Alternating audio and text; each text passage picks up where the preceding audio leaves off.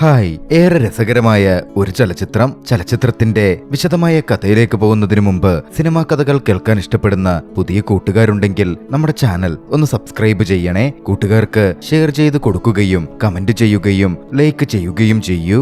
നമുക്ക് നേരെ കഥയിലേക്ക് പോകാം. കഥയെ ആരംഭിക്കുന്നത് ലിയോ എന്ന പേരുള്ള സക്സസ്ഫുൾ ആയ ഒരു വനിതാ അഭിഭാഷകയിൽ നിന്നുമാണ്. നീതിയെ പിന്തുണയ്ക്കുക എന്നതിനേക്കാൾ സ്വന്തം പേരും പ്രശസ്തിയും നിലനിർത്താൻ കേസ് ജയിക്കുക എന്നതായിരുന്നു അവളെ സംബന്ധിച്ച് ഏറ്റവും വലുത്. ഇത്തവണയും അവൾ തന്റെ കക്ഷിക്ക് വേണ്ടി പണമില്ലാത്തൊരു പാവം കുടുംബത്തെ ഭയപ്പെടുത്താനായിട്ടായിരുന്നു തന്റെ അടുത്തേക്ക് എത്തിച്ചേർന്നത്. എന്നാൽ അവളുടെ കക്ഷി ആ കുടുംബത്തിലെ പെൺകുട്ടിയെ ഉപദ്രവിച്ചിട്ടുണ്ടായിരുന്നു. താൻ ചെയ്യുന്നത് തെറ്റാണ് എന്നവൾക്ക് അറിയാൻ ചെയ്യാമായിരുന്നു. എങ്കിലും അവൾ തന്റെ കക്ഷിയെ പിന്തുണയ്ക്കുകയും ആ കുടുംബത്തിനെതിരെ കേസ് ഫയൽ ചെയ്താൽ പോലും പെൺകുട്ടിയുടെ പക്കൽ തെളിവുകൾ ഒന്നുമില്ലെന്ന് പറഞ്ഞ് അവരൊരുപാട് ഭയപ്പെടുത്തുകയും ചെയ്തു. കേസ് അവർക്കെതിരാകുമെന്നും ഒരിക്കലും ജയിക്കാൻ കഴിയില്ലെന്നും അവർ കുടുങ്ങിപ്പോകും എന്നും അവൾ വാദിച്ചു. ഇതൊക്കെ കേട്ട് ആ പാവപ്പെട്ട കുടുംബം ഭയന്ന് പിന്മാറി. തന്റെ ദൗത്യം പൂർത്തിയാക്കിയ ശേഷം ലിയോ അവിടുന്ന് മടങ്ങി. ലിയോ വളരെ സന്തോഷവതിയായിരുന്നു. അവൾ കോടതിക്ക് പുറത്ത് കേസ് എപ്പോഴും ഇത്തരത്തിൽ വിജയിച്ചുകൊണ്ടിരുന്നു. എന്നാൽ ലിയോ ചെയ്യുന്നതാകട്ടെ ഒട്ടും ശരിയല്ല എന്നവളുടെ സുഹൃത്ത് അവളെ ബോധ്യപ്പെടുത്താൻ ഒരിക്കൽ ശ്രമിച്ചു. ആ ചെറുപ്പക്കാരൻ കുറ്റക്കാരനാണെന്ന് നിനക്കറിയാമായിരുന്നിട്ടും നിന്റെ പക്കൽ തെളിവുകൾ ഉണ്ടായിരുന്നിട്ടും നീ പ്രവർത്തിച്ചത് മോശമായി പോയി എന്ന് സുഹൃത്ത് കൂട്ടിച്ചേർത്തു.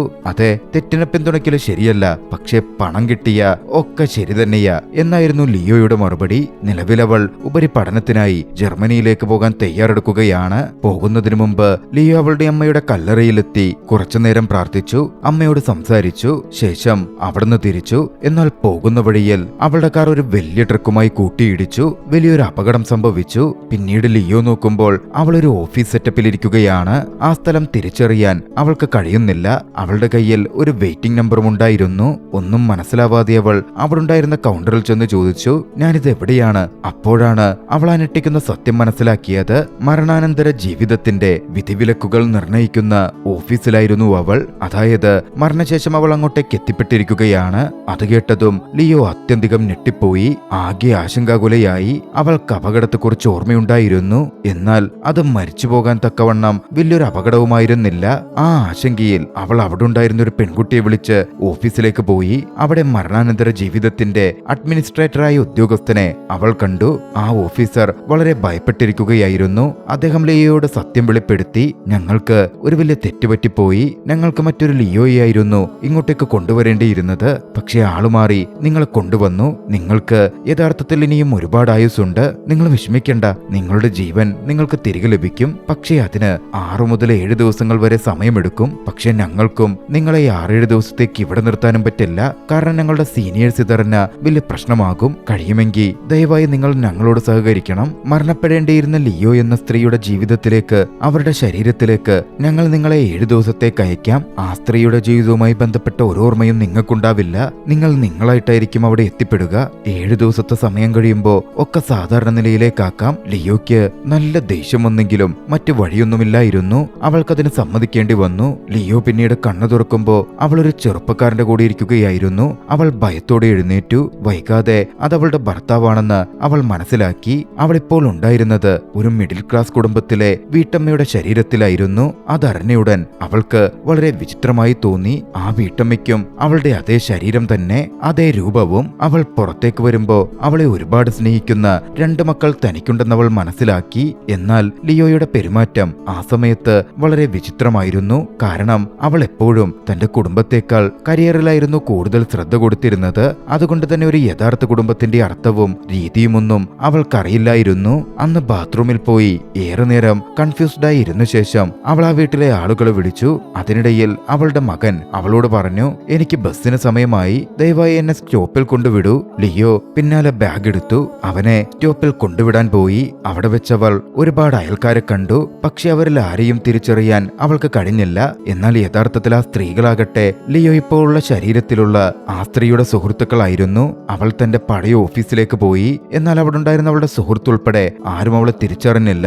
അവൾ അവരോട് സംസാരിക്കാൻ ശ്രമിച്ചു. പക്ഷേ ആ സുഹൃത്തിനൊന്നും അവളെ തിരിച്ചറിയാനേ പറ്റുന്നുണ്ടായിരുന്നില്ല. കുറച്ചു സമയത്തിനുള്ളിൽ അവൾക്ക് കാര്യങ്ങൾ ബോധ്യപ്പെട്ടു. അതോടെ അവൾ വീട്ടിലേക്ക് മടങ്ങി. അവളുടെ ആ പുതിയ ജീവിതത്തിൽ എല്ലാം വളരെ വിചിത്രമായിരുന്നു. അവളുടെ പഴയ ജീവിതത്തിന് തികച്ചും വിപരീതം. അവളൊരു പ്രൊഫഷണലായ സ്ത്രീയായിരുന്നു. എന്നാൽ അങ്ങനൊരു വീട്ടമ്മയായി ജീവിക്കാൻ അവൾക്കൊട്ടും ഒട്ടും കഴിയുന്നുണ്ടായിരുന്നില്ല.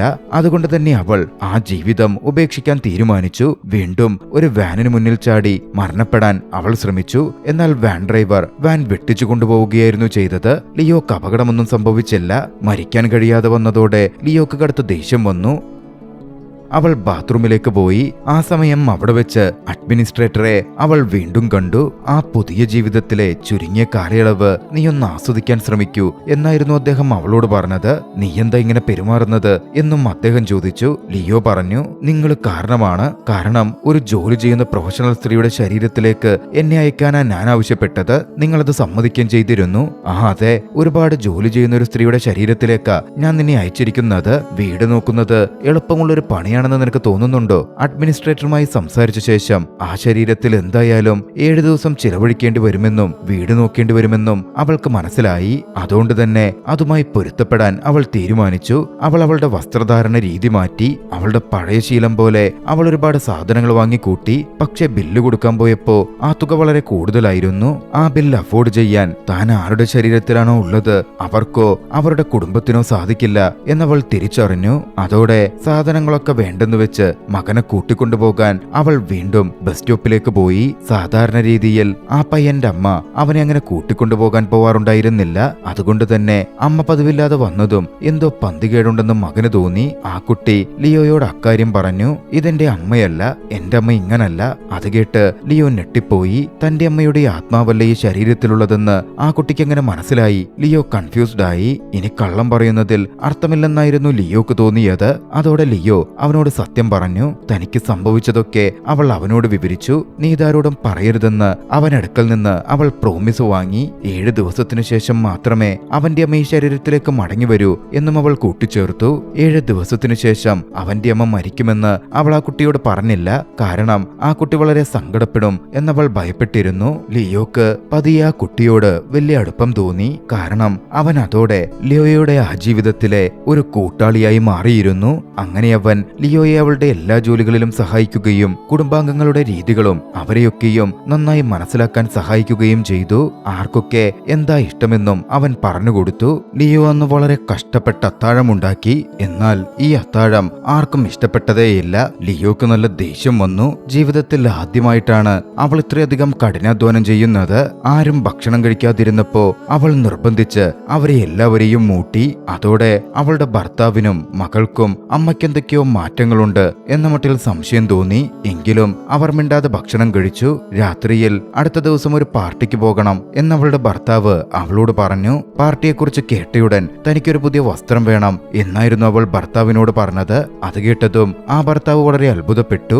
അവൾ ഒരു വസ്ത്രം ചോദിക്കുന്നത് ഇതാദ്യമായിട്ടായിരുന്നു. സാധാരണയായി പണമൊക്കെ കുട്ടികളുടെ പഠനത്തിനായി സമ്പാദിച്ചു വെക്കാറായിരുന്നു അവളുടെ പതിവ്. അവൾ അങ്ങനെ ചോദിച്ചതും അവളുടെ ഭർത്താവ് അവളോടൊന്നും പറയാതെ പുതിയ വസ്ത്രം വാങ്ങിത്തരാമെന്ന് പറഞ്ഞു. എന്തായാലും അടുത്ത ദിവസം ലിയോ ഭർത്താവിന്റെ കാർഡുമായി ഷോപ്പിങ്ങിന് പോയി. തനിക്കും ഭർത്താവിനും വില കൂടിയ വസ്ത്രങ്ങൾ വാങ്ങുകയും ചെയ്തു. അന്ന് തിരികെയെത്തി അത് കണ്ടപ്പോ അവളുടെ ഭർത്താവ് വളരെ ദേഷ്യപ്പെട്ടു. കാരണം വസ്ത്രം വാങ്ങാനെടുത്ത ആ പണം അദ്ദേഹത്തിന്റെ ആകെയുള്ള സമ്പാദ്യത്തിന്റെ വലിയൊരു ഭാഗമായിരുന്നു. അദ്ദേഹം അവളോട് ചോദിച്ചു, നിനക്കിതെന്താ പറ്റിയത്? നമ്മുടെ കുട്ടികൾക്ക് ഈ സമ്പാദ്യം ആവശ്യമില്ലേ? അദ്ദേഹത്തിന്റെ ഭാര്യ ആദ്യമായാണ് ഇങ്ങനെ പ്രവർത്തിക്കുന്നത്. അതുകൊണ്ട് ആ ഭർത്താവിനൊന്നും മനസ്സിലാവുന്നുമില്ല. അദ്ദേഹം ഓവർ ടൈം ജോലി ചെയ്യാൻ പോയി. കാരണം എങ്ങനെയും ആ പണം റീകവർ ചെയ്തേ പറ്റൂ. ഇതൊക്കെ കണ്ട് ലിയോയ്ക്ക് ശരിക്കും സങ്കടം വന്നു. കഠിനാധ്വാനം ചെയ്യുന്നതും പണം സമ്പാദിക്കുന്നതും എത്ര ബുദ്ധിമുട്ടുള്ള കാര്യമാണ് എന്നവൾ ആദ്യമായി തിരിച്ചറിയുകയായിരുന്നു. തന്റെ സങ്കടമൊന്ന് കുറയ്ക്കാൻ അവൾ അടുത്തുള്ളൊരു ബാറിലേക്ക് പോയി. അവിടെ വെച്ച് അവൾ ഒരു സ്ത്രീയെ കണ്ടുമുട്ടി. ലിയോയുടെ അയൽക്കാരിയായിരുന്നു അവർ. കൃത്യമായി പറഞ്ഞാൽ ലിയോയുടെ ആത്മാവിപ്പോഴുള്ള ആ ശരീരത്തിന്റെ ആ സ്ത്രീയുടെ കൂട്ടുകാരി. ആ സ്ത്രീ അവളോടായി പറഞ്ഞു, എനിക്ക് നിന്റെ കുടുംബത്തെ വലിയ ഇഷ്ടമാ. നിന്റെ ഭർത്താവ് നിങ്ങൾക്കെല്ലാവർക്കും വേണ്ടി കഠിനാധ്വാനം ചെയ്യുന്നു. നീയും നിന്റെ കുടുംബത്തിനു വേണ്ടി കഠിനാധ്വാനം ചെയ്ത് ഒക്കെ സേവ് ചെയ്യുന്നു. നിങ്ങളുടേത് ഒരു മാതൃകാ കുടുംബമാണ്. അത് കേട്ടതും ലിയോക്ക് വല്ലാത്ത സന്തോഷം തോന്നി. ഒരു കുടുംബം ഉണ്ടാക്കുക എന്നത് വലിയ ബുദ്ധിമുട്ടുള്ളൊരു കാര്യമൊന്നുമല്ല എന്നവൾ ആദ്യമായി തിരിച്ചറിഞ്ഞു. യഥാർത്ഥത്തിൽ ഒരു കുടുംബം ഉണ്ടാക്കുന്നതും കുടുംബത്തോടൊപ്പം ജീവിക്കുന്നതും ഒരു മനോഹരമായ അനുഭവമാണ് എന്നവളിൽ ഒരു ഉണർവുണ്ടായി. അത്തരത്തിലൊന്ന് അവളുടെ ജീവിതത്തിൽ അവൾ ഒരിക്കലും അനുഭവിച്ചിട്ടേ ഉണ്ടായിരുന്നില്ല. വീട്ടിലേക്ക് തിരിച്ചവൾ വഴിയിൽ തന്റെ മകൾ മറ്റൊരു പയ്യന്റെ ഒപ്പം വളരെ അടുത്തു നിൽക്കുന്നത് കണ്ടു. അവൻ അവളെ ചുംബിക്കാനായി ആരംഭിക്കാൻ പോവുകയായിരുന്നു. എന്നാൽ ലിയോ വിചിത്രമായ രീതിയിൽ അവർക്കിടയിലേക്ക് കടന്നു. രണ്ടുപേരും പേടിച്ചുപോയി. ലിയോ തന്നെ അടിക്കുമെന്ന് കരുതി മകൾ അവിടെ നിന്ന് ഓടുക പോലും ചെയ്തു. പക്ഷെ ലിയോ അവളോട് പറഞ്ഞു, നിന്റെ സ്നേഹബന്ധത്തിലൊന്നും എനിക്കൊരു എതിർപ്പുമില്ല. അവൻ നിന്റെ സുഹൃത്താണ്. പക്ഷേ ഞാൻ ഒരു കാര്യം പറയാം, അങ്ങനെ ഇത്ര പെട്ടെന്ന് എല്ലാത്തിലേക്കും കടക്കണ്ടത്രയും അടുപ്പം അങ്ങനെ പുലർത്തേണ്ട ഒരു ആവശ്യമില്ല. അമ്മയുടെ സൗഹൃദപരമായ ഈ പെരുമാറ്റം കണ്ട് ആ മകൾ വലിയ സന്തോഷത്തിലായി. ഭാവിയിൽ തന്റെ റിലേഷൻഷിപ്പുകളെ കുറിച്ചുള്ള എല്ലാ കാര്യങ്ങളും അമ്മയോട് പറയുമെന്ന് അവൾ പ്രോമിസ് ചെയ്യുകയും ചെയ്തു. സുഹൃത്തുക്കളെ പോലെ അവർ ഒരുപാട് സന്തോഷത്തിൽ കാണപ്പെട്ടിരുന്നു. രാത്രിയായപ്പോ അവൾ കുട്ടികളെ ഉറക്കി. ശേഷം അവൾ ഒരു ഡ്രിങ്ക് കഴിച്ചുകൊണ്ടിരിക്കുമ്പോ അഡ്മിനിസ്ട്രേറ്റർ അവളെ കാണാനെത്തി. അദ്ദേഹം അവളോട് ചോദിച്ചു, ആ പറയൂ, നിന്റെ ജീവിതം എങ്ങനെയുണ്ട്? അവൾ പറഞ്ഞു, ആ അത്ര മോശമൊന്നുമല്ല. എന്തായാലും നാളുകൾ മുന്നോട്ട് നീങ്ങി. കുടുംബത്തെ കൂടുതൽ നന്നായി അറിയാൻ അവൾ കുടുംബമൊന്നിച്ചുള്ള പഴയ വീഡിയോകളൊക്കെ എടുത്തു കാണാൻ തുടങ്ങി. ആ സമയം അവൾ തന്റെ വിവാഹ വീഡിയോ കണ്ടു. അതത്രയും മനോഹരമായിരുന്നു. അത് കണ്ടപ്പോ ലിയോക്കും ആരെയെങ്കിലും വിവാഹം കഴിക്കാൻ തോന്നി. അത് കണ്ടിരിക്കെ അവൾ അങ്ങ് ഉറങ്ങിപ്പോവുകയും ചെയ്തു. അന്ന് അവളുടെ ഭർത്താവ് വന്ന് അവളെ എടുത്ത് കിടക്കയിൽ കൊണ്ട് കിടത്തി. അടുത്ത ദിവസം അവൾ ഉണർന്നപ്പോ അദ്ദേഹം അവൾക്കായി കോഫി ഉണ്ടാക്കി കൊടുത്തു. അവൾ കണ്ണു തുറന്നയുടൻ അവളുടെ ഭർത്താവ് ഓവർ ടൈം ജോലി ചെയ്ത് അവൾക്കായി വാങ്ങിയ മനോഹരമായൊരു വസ്ത്രം ലിയോ കണ്ടു. മറ്റൊരാൾ അവൾക്ക് വേണ്ടി അങ്ങനെ എന്തെങ്കിലും ചെയ്യുന്നത് ആദ്യമായിട്ടായിരുന്നു. അതവൾക്ക് വല്ലാത്തൊരു അനുഭവമായി മാറി. വല്ലാത്തൊരു ഫീലിങ്സ് കിട്ടി. ലിയോയ്ക്ക് ഏറെ സന്തോഷം അനുഭവപ്പെട്ടു. അന്നേറെ ഒരുങ്ങി അവൾ പാർട്ടിക്ക് പോയി. പാർട്ടിയിൽ പോയ ശേഷം അവളുടെ ഭർത്താവ് വളരെ സത്യസന്ധനായതുകൊണ്ട് ഓഫീസിലെ ആളുകൾ അദ്ദേഹത്തെ തടയുന്നതും ബഹുമാനക്കുറവ് കാണിക്കുന്നതും അവൾ മനസ്സിലാക്കി. ഓഫീസിലെ ആളുകൾ അദ്ദേഹം അഴിമതി നടത്തണം, കറപ്റ്റഡ് ആവണമെന്നാണ് ആഗ്രഹിക്കുന്നത്. പക്ഷെ ഒരിക്കൽ പോലും അവളുടെ ഭർത്താവ് അതിനൊരുക്കമായിരുന്നില്ല. അതിന്റെ പേരിൽ അദ്ദേഹത്തിന്റെ ബോസ് പോലും അവളോട് വളരെ മോശമായി കാര്യങ്ങൾ പറഞ്ഞു. ലിയോയുടെ ഭർത്താവിനാകട്ടെ ആത്മവിശ്വാസം വളരെ കുറവായിരുന്നു. എല്ലാം സഹിച്ച് ജോലിയുമായി അദ്ദേഹം മുന്നോട്ടു പോവുകയാണ്. ഇത് കണ്ട് ലിയോക്ക് ദേഷ്യം വന്നു. ഈ സാഹചര്യമൊന്നും ഇങ്ങനല്ല കൈകാര്യം ചെയ്യേണ്ടതെന്നും നമുക്ക് വേണ്ടി നമ്മൾ തന്നെ ആദ്യം നിലകൊള്ളണമെന്നും അവൾ അദ്ദേഹത്തിന് വിശദീകരിച്ചു കൊടുത്തു. നമ്മൾ ശരിയാണെങ്കിൽ നമുക്ക് ആവശ്യമുള്ളതെന്തും ഭയമില്ലാതെ മറ്റുള്ളവരോട് പറയണമെന്നും അതിന് ധൈര്യം കാട്ടണം, താൻ കൂടെയുണ്ടാകും എന്നും അവൾ പറഞ്ഞു. അതിനുശേഷം അവളുടെ ഭർത്താവിന്റെ മുഖത്തൊരു പുഞ്ചിരി വിരിഞ്ഞു. അദ്ദേഹം തന്റെ ബോസിനോട് മനസ്സിലുള്ളത് അത്രയും തുറന്നു പറഞ്ഞു. അത്രയും വർഷങ്ങളായി പ്രൊമോഷൻ ലഭിക്കാത്തതിന്റെയും ബോസിന്റെ തെറ്റുകൾ മറച്ചുവെച്ച് തന്നെ ചോദ്യം ചെയ്യുന്നതിൽ തനിക്കുണ്ടായ അമർഷവും ദേഷ്യവുമെല്ലാം അദ്ദേഹം ബോസിനു മേൽ തീർത്തു. അതൊക്കെ ചെയ്തപ്പോ അദ്ദേഹത്തിന് വല്ലാത്തൊരു ആശ്വാസം തോന്നി. ജോലി പോകുമെന്ന ഭയം പോലും അദ്ദേഹത്തിനുണ്ടായിരുന്നില്ല. പിന്നീട് ലിയോയും ഭർത്താവും പാർട്ടിയിൽ നിന്ന് പുറത്തേക്കിറങ്ങി. അവർ രണ്ടുപേരും ഒന്നിച്ച് കുറച്ചധികം സമയം സന്തോഷത്തോടെ ചിലവഴിച്ചു. തന്റെ പ്രൊഫഷണൽ ജീവിതത്തിലും തന്നെ ഇങ്ങനെ പിന്തുണയ്ക്കുന്ന ആത്മവിശ്വാസമുള്ള ആ ഭാര്യയെ അദ്ദേഹം വല്ലാതെ ഇഷ്ടപ്പെട്ടു തുടങ്ങിയിരുന്നു. പിന്നീട് അവർ വീട്ടിലെത്തിയപ്പോ അവരുടെ മകളിരുന്ന് കരയുന്നത് ലിയോ കണ്ടു. ലിയോ ആകെ വിഷമിച്ച് മകളുടെ അടുത്തേക്ക് പോയി. അവളുടെ മുഖത്ത് പരിക്കേറ്റ ഒരുപാട് പാടുകൾ അവൾ ശ്രദ്ധിച്ചു. അതോടെ ഭർത്താവിനെ പുറത്തേക്കയച്ച് മകൾക്കടുക്കൽ എന്താ സംഭവിച്ചതെന്ന് ലിയോ തിരക്കി. മകൾ അവളോട് പറഞ്ഞു, അമ്മ അന്ന് എന്റെ കൂടെ കണ്ട അതേ പയ്യനില്ലേ, അവനെന്നോട് ശാരീരികമായി അടുക്കാൻ ശ്രമിച്ചു. ഞാൻ അവനെ തടഞ്ഞപ്പോ അവൻ എന്നെ മർദ്ദിക്കുകയായിരുന്നു. ലിയോയുടെ ഭർത്താവ് ഇതൊക്കെ കേൾക്കുന്നുണ്ടായിരുന്നു. അദ്ദേഹത്തിന് കടുത്ത ദേഷ്യം വന്നു. അവൻ ആ ചെറുപ്പക്കാരനെ തല്ലാൻ അവന്റെ വീട്ടിലേക്ക് പോയി. ഈ സമയം ലിയോ ആ കാര്യങ്ങളെല്ലാം ഓർത്തു. തന്റെ മുൻകാല ജീവിതത്തിൽ ഒരു പാവം പെൺകുട്ടിയുടെ ജീവിതം നശിപ്പിച്ച ഒരു ചെറുപ്പക്കാരനെ അവൾ സഹായിച്ച കാര്യം ഇപ്പോ തന്റെ മകളായുള്ള ഈ ഒരു പെൺകുട്ടി കാരണം അവൾക്കന്ന് താൻ ചെയ്ത തെറ്റിന്റെ വലിപ്പം മനസ്സിലാവുന്നുണ്ടായിരുന്നു. അവൾക്കതിൽ വലിയ കുറ്റബോധം തോന്നി. തന്റെ പഴയ ജീവിതത്തിലേക്ക് മടങ്ങിയെത്തിയ ഉടൻ ആ പാവം പെൺകുട്ടിക്ക് നീതി ലഭ്യമാക്കും എന്നവൾ ഉറപ്പിച്ചു. പക്ഷെ അത് പിന്നീടുള്ള കാര്യമാണ്. ഇപ്പോ തന്റെ മകളെ തൊട്ടവനെതിരെ കംപ്ലൈന്റ് ചെയ്യുവാൻ അവൾ തീരുമാനിച്ചു. പക്ഷെ ആ പയ്യൻ ഒരു സമ്പന്ന കുടുംബത്തിൽ നിന്നുള്ളവനായിരുന്നു. തന്റെ മകനെ രക്ഷപ്പെടുത്താൻ ആ സമ്പന്ന കുടുംബത്തിലെ മാതാപിതാക്കൾ ലിയോയെ പോലെയുള്ള ഒരു വക്കീലിനെ വാടകയ്ക്കെടുത്തിരുന്നു. പണം കൊടുത്ത് ലിയോയെയും ലിയോയുടെ മകളെയും വിലക്കെടുക്കാനായിരുന്നു ആ സമ്പന്ന കുടുംബത്തിന്റെ ലക്ഷ്യം. ആ അഡ്വക്കേറ്റിന്റെയും ലിയോക്ക് അവരുടെ വാദമുഖങ്ങൾ കേട്ടതും കനത്ത ദേഷ്യം വന്നു. തന്റെ മുൻകാലത്ത് താനും ഇതുതന്നെയല്ലേ ചെയ്തത് എന്നോർത്ത് അവൾ ഖേദിച്ചു. പക്ഷേ തന്റെ എല്ലാ ദേഷ്യവും അവൾ തന്റെ മകൾക്കെതിരെ നിന്ന് ആ പയ്യനും കുടുംബത്തിനും മേൽ തീർത്തു. തന്റെ യഥാർത്ഥ വക്കീൽ വൈദഗ്ധ്യം ഉപയോഗിച്ച് ഓരോ പോയിന്റും എണ്ണി പറഞ്ഞ് ആ സമ്പന്ന കുടുംബത്തെ അവൾ അത്രയധികം ഭയപ്പെടുത്തി. അതോടെ ആ കുടുംബത്തിന് ലിയോയോടും കുടുംബത്തോടും ഒന്നും തന്നെ പറയാൻ കഴിഞ്ഞില്ല. വക്കീലും പിൻവാങ്ങി. ആ ചെറുപ്പക്കാരൻ ആ കേസിൽ കേസിന്റെ പേരിൽ ശിക്ഷിക്കപ്പെടുന്നതിന് മുമ്പ് തന്നെ ലിയോ ആ ചെറുപ്പക്കാരന് തന്റെ കൈകൊണ്ട് തന്നെ നല്ലത് കൊടുത്തിരുന്നു. അതിനുശേഷം കുടുംബത്തിലെല്ലാവരും ഒത്തുചേർന്നു മകളെ ആശ്വസിപ്പിച്ചു. ഇനി ഒരിക്കലും ഇതുപോലുള്ളതൊന്നും സംഭവിക്കില്ല എന്ന് മകൾക്ക് ലിയോ ഉറപ്പു നൽകി. ലിയോക്ക് ആ നിമിഷങ്ങളെല്ലാം വല്ലാതെ പ്രത്യേകതയുള്ളതായി അനുഭവപ്പെട്ടു. അവൾ ആ കുടുംബത്തിന്റെ ഒരു ഭാഗമായി തന്നെ മാറുകയായിരുന്നു. താൻ മറ്റൊരാളുടെ ജീവിതത്തിലാണുള്ളതെന്ന കാര്യം പോലും അവൾ മറന്നു തുടങ്ങി. താൻ തന്റെ കടമയാണ് ചെയ്യുന്നത് എന്ന മട്ടിലായി അവളുടെ ദിനചര്യകൾ. ഒരു ദിവസം രാവിലെ അവളുടെ മകൾ സ്കൂളിലേക്ക് പോകാൻ തുടങ്ങുമ്പോൾ മകനെ പെട്ടെന്നൊന്നും കാണാൻ കഴിയാതെ അവൻ ഓട്ടം നിർത്തി. അവൾ ഉടൻ അവനെ ആശുപത്രിയിലേക്ക് കൊണ്ടുപോയി. മകന്റെ കണ്ണുകൾക്ക് പ്രശ്നം സംഭവിച്ചിട്ടുണ്ടെന്നും ഉടൻ ഓപ്പറേഷൻ നടത്തിയില്ലെങ്കിൽ ജീവിതകാലം മുഴുവൻ അവന് കാണാൻ കഴിയില്ലെന്നും അവൾ അവിടെ നിന്നും മനസ്സിലാക്കി. ലിയോക്ക് ഏറെ വിഷമം തോന്നി. അവൾ ഒരു തരത്തിൽ തന്റെ പഴയ അക്കൗണ്ടിൽ നിന്ന് പണം പിൻവലിച്ചെടുത്തു. ഉടൻ തന്നെ ആ മകനെ ഓപ്പറേഷന് വിധേയനാക്കി. പക്ഷേ ഓപ്പറേഷൻ കഴിഞ്ഞ് മോനെ കാണുന്നതിന് മുമ്പ് തന്നെ അഡ്മിനിസ്ട്രേറ്റർ അവളെ കാണാനെത്തി. അവൾ ആ ജീവിതത്തിൽ എത്തിച്ചേർന്നിട്ട് 7 ദിവസങ്ങൾ കഴിഞ്ഞുവെന്ന് അവളോടായി പറഞ്ഞു. അവൾക്ക് തിരികെ പോകേണ്ട സമയമായിരിക്കുന്നു. പക്ഷേ അവൾക്കപ്പോൾ അവളുടെ ആ പഴയ ജീവിതത്തിലേക്ക് മടങ്ങാൻ താല്പര്യമില്ലായിരുന്നു. ഈ പുതിയ കുടുംബവും ജീവിതവും അവൾ ഏറെ ഇഷ്ടപ്പെടുന്നു. എന്നിരുന്നാലും അഡ്മിനിസ്ട്രേറ്റർക്ക് അതനുവദിക്കാൻ സാധിക്കില്ല. അവളെ തന്റെ കൂടെ കൊണ്ടുപോയേ പറ്റൂ. ലിയോ അദ്ദേഹത്തോട് അഭ്യർത്ഥിച്ചു, എനിക്ക് ആ കുടുംബത്തെ അവസാനമായി ഒരിക്കൽ കൂടി കാണണം. അഡ്മിനിസ്ട്രേറ്റർ ഒന്നും പറഞ്ഞില്ല. കാറിൽ കയറ്റി അവളെ കൂട്ടിക്കൊണ്ടുപോയി. പിന്നീട് ലിയോ കണ്ണു തുറക്കുമ്പോൾ അവൾ ആശുപത്രിയിലാണ്.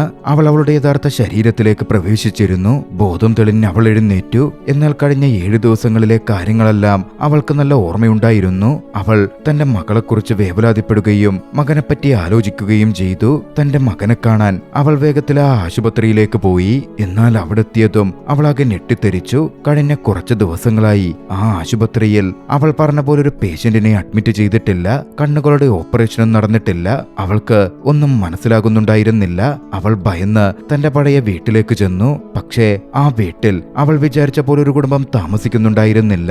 മറ്റൊരു കുടുംബമാണ് താമസിക്കുന്നത്. അതോടെ താൻ ചിലവഴിച്ച ആ ജീവിതം യഥാർത്ഥമല്ലെന്ന് അവൾ തിരിച്ചറിഞ്ഞു. അവൾ ജീവിച്ച ആ 7 ദിവസങ്ങളിൽ അവൾ കോമയിലായിരുന്നു. കോമയിൽ കിടന്നപ്പോൾ അതെല്ലാം അവളുടെ തലച്ചോറിലൂടെ കടന്നുപോയ തോന്നലുകൾ മാത്രമാണ്.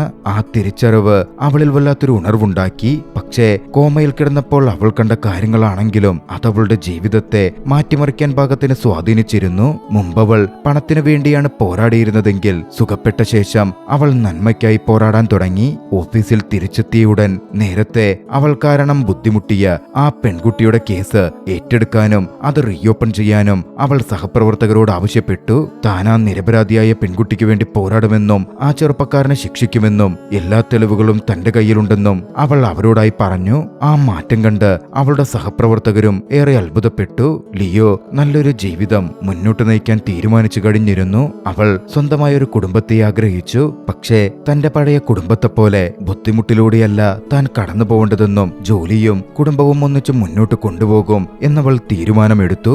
അതുകൊണ്ട് കുടുംബമുണ്ടാക്കുന്നതിന് മുമ്പ് തന്റെ പഠനം പൂർത്തിയാക്കാനും തന്നെ അതിന് പൂർണ്ണ യോഗ്യയാക്കാനും വേണ്ടി അവൾ ജർമ്മനിയിലേക്ക് പഠനം പൂർത്തീകരിക്കാൻ പോവാൻ തീരുമാനിച്ചു. അങ്ങനെ ടിക്കറ്റ് വന്നെത്തിയപ്പോ അവൾ വിമാനത്തിൽ കയറി. അവിടെ വെച്ച് വളരെ വിചിത്രവും എന്നാൽ ഏറെ അത്ഭുതപ്പെടുത്തുന്നതുമായ മറ്റൊരു യാദൃച്ഛികത സംഭവിച്ചു. കോമയിൽ കിടന്നപ്പോ തന്റെ ഭർത്താവായി അവൾ കണ്ടിരുന്ന ആ യുവാവുണ്ടല്ലോ, അതേ യുവാവിനെ വിമാനത്തിൽ വെച്ച് അവൾ കണ്ടുമുട്ടി. അവനെ കണ്ടതും അവൾ അക്ഷരാർത്ഥത്തിൽ ഒന്ന് ഞെട്ടിയിരുന്നു. ഏറ്റവും അത്ഭുതപ്പെടുത്തിയ മറ്റൊരു കാര്യമാകട്ടെ, ആ യുവാവിനും ലിയോയെ അറിയാമായിരുന്നു എന്നതാണ്. അവൻ അവളെ ഇഷ്ടവുമായിരുന്നു. അവൻ ലിയോയോട് പറഞ്ഞു, ഞാൻ നിന്റെ പഴയ സഹപാഠിയാണ്. അത് കേട്ടതും ലിയോക്കേറെ സന്തോഷം തോന്നി. അവൻ ഒരു ബിസിനസ്സുകാരനായിരുന്നുവെന്നും ഇപ്പോൾ പക്ഷെ ഒരു സാധാരണ ജോലിയാണ് ചെയ്യുന്നതെന്നും അവളോട് വിശദീകരിച്ചു. ലിയോയ്ക്ക് അവന്റെ ജോലിയെക്കുറിച്ച് യാതൊരു ആശങ്കയുമില്ലായിരുന്നു. കാരണം അവനാണ് തന്റെ ജീവിത പങ്കാളിയാകാൻ പോകുന്നത് എന്നവൾ ഉറപ്പിച്ചു കഴിഞ്ഞു. കോമയിൽ താൻ കിടന്ന സമയത്ത് താൻ കണ്ടത് തന്റെ ഭാവിയാണെന്ന് അവൾ അതിനോടകം മനസ്സിലാക്കി കഴിഞ്ഞിരുന്നു. നല്ലൊരു കുടുംബജീവിതത്തിന് പ്രത്യാശിച്ച് ലിയോയുടെ ജീവിതം മുന്നോട്ട് നീങ്ങുന്നിടത്ത് ചലച്ചിത്രം അവസാനിക്കുന്നു. രസകരമായ ഈ ഒരു ചലച്ചിത്രം നിങ്ങൾക്കിഷ്ടമായെങ്കിൽ വീഡിയോ ലൈക്ക് ചെയ്യുക. അഭിപ്രായങ്ങളും നിർദ്ദേശങ്ങളും കമന്റുകളിൽ രേഖപ്പെടുത്തുക.